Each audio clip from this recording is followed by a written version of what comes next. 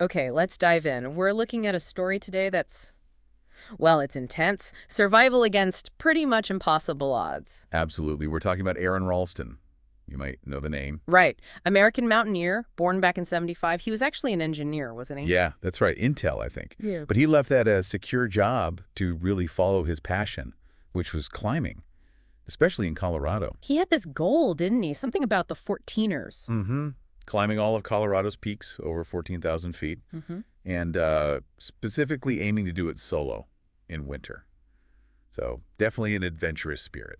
Which sets the stage, really, because what happens when a guy like that goes on what seems like just another hike, but it goes terribly wrong? Exactly. And this happened in April 2003. The location was Blue John Canyon, which is near Moab in Utah. And crucially, he went alone. Yes. And he hadn't told anyone specifically where he was going or when he'd be back.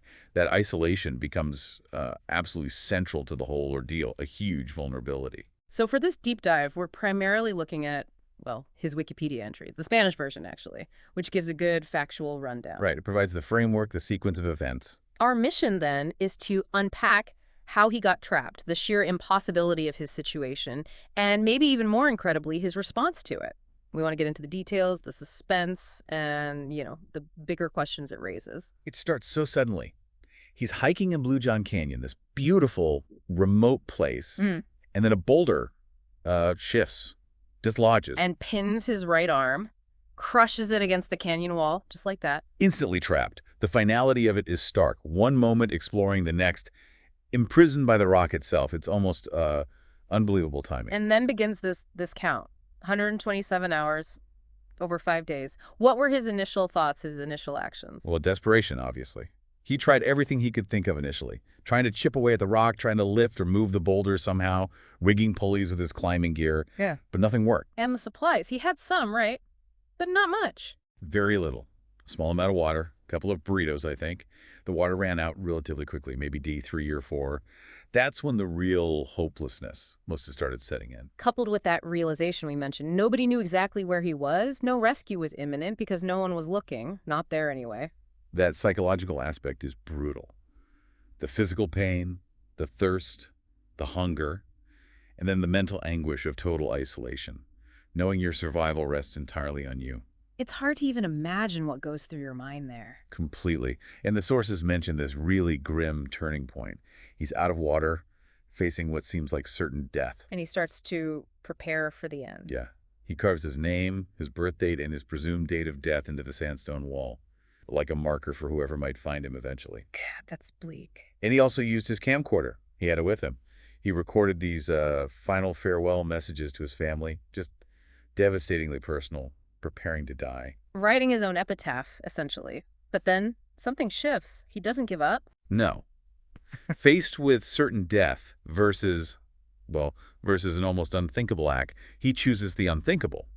He decides he has to amputate his own arm. This is the part everyone remembers, the part that's just visceral. It is. And the tool he had, the Wikipedia entry describes it as a navaja multiuso sin filo, basically, a dull, multi-tool knife. Not exactly a surgical saw. Not even close. He apparently described it himself as like a cheap freebie that came with a $15 flashlight.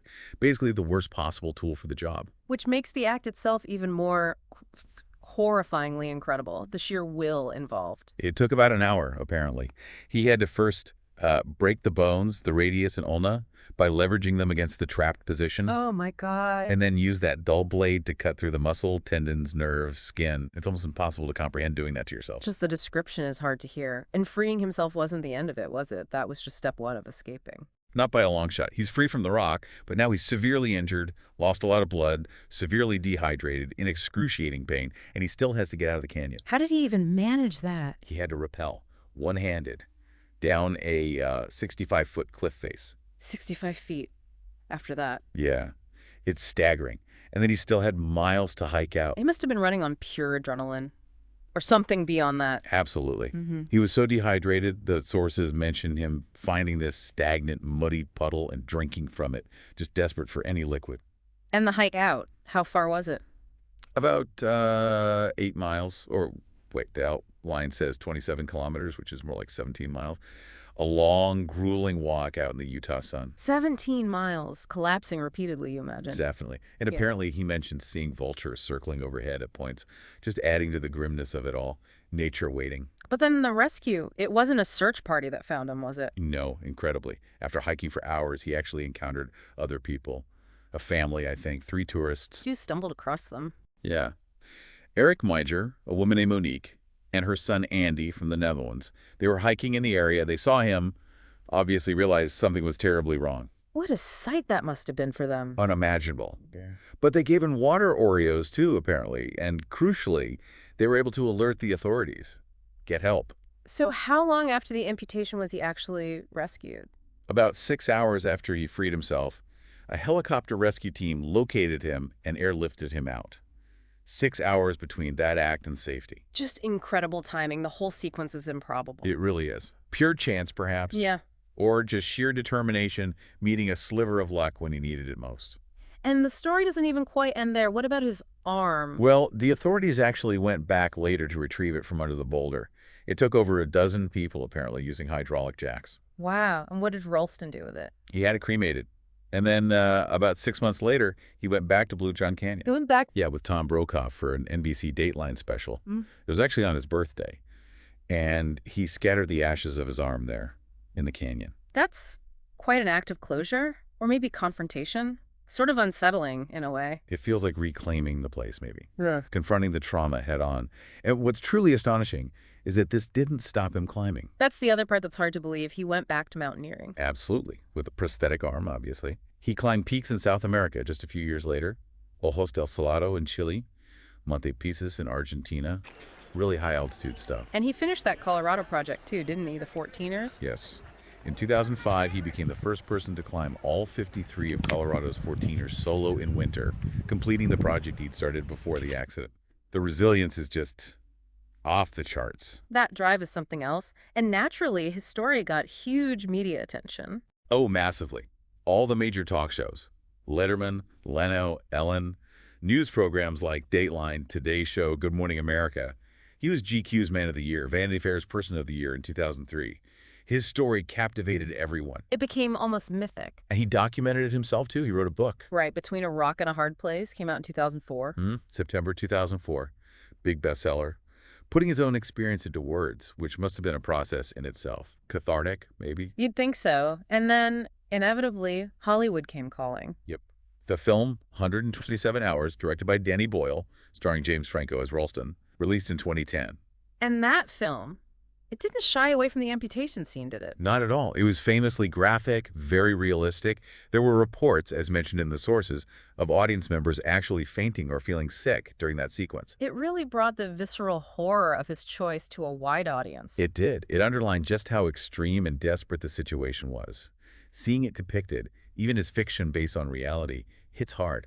Makes you question what you would do. Definitely puts you in that canyon for a moment, thinking about those choices. Those dark choices, yeah. What hidden reserves does someone tap into? So, wrapping this up, we have this solitary guy, an experienced adventurer, facing an unimaginable trap. Making a gruesome, almost primal choice to survive. And then this incredible self-rescue against all odds, followed by not just recovery, but a return to the very passion that nearly killed him. It's a story that just sticks with you. The details are harrowing, but the resilience is profound. It leaves you wondering, doesn't it? What are you capable of when pushed to the absolute brink? What untapped strength lies dormant inside us? It's a question with no easy answer. Ralston's story makes you confront the fragility of life, but also the sheer, almost terrifying power of the will to live. If you want to explore this further, Aron Ralston's book, Between a Rock and a Hard Place, gives his firsthand account. And the film, 127 Hours, while dramatized, offers a powerful visual interpretation. Both definitely worth checking out if you haven't already. It's a story that certainly leaves you with a mix of awe, maybe some unease, and definitely a lot to think about regarding the hidden depths of the human spirit.